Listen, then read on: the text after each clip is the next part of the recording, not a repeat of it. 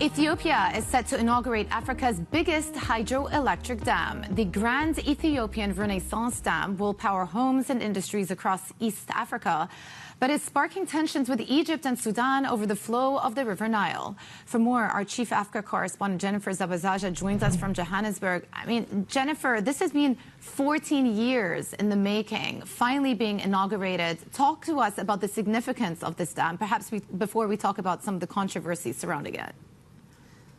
Exactly, Jumana. Today is really the culmination of a years-long push, as you were just alluding to there. 14 years of delays. There's been disputes, even potentially war threats, and reportedly even deaths. But Ethiopia is officially going to be inaugurating this $4 billion hydropower dam, set to be the biggest hydropower plant on the continent and also one of the biggest in the world. Now, the significance of it is what you had just pointed out there. They are hoping, the ambitions of this project is to hopefully generate power for Africa's second most populous nation that can help, of course, electrify a number of Ethiopians that do not have power.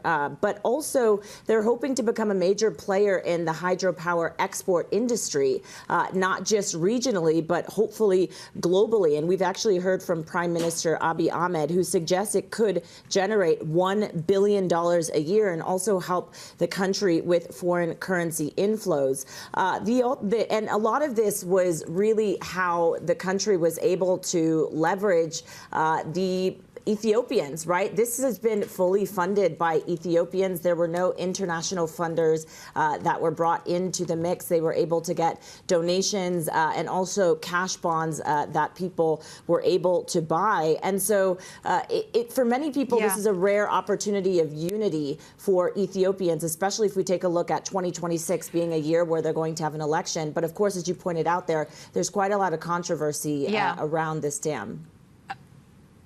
Okay, let's talk about that, because neighboring countries, Egypt and Sudan, are not happy at all. And I believe they put out a statement saying that the dam's construction actually violated international law. Why so much controversy, Jen?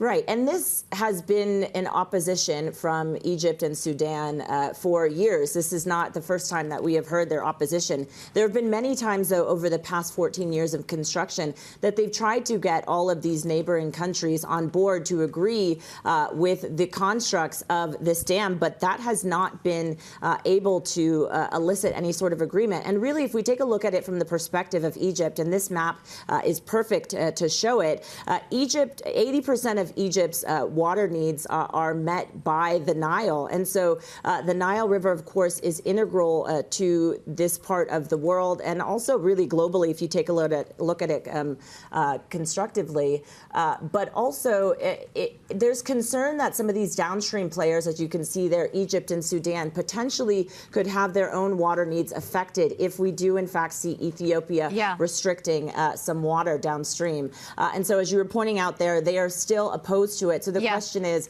are there still going to be some more statements that are put out there, and internationally will we hear more?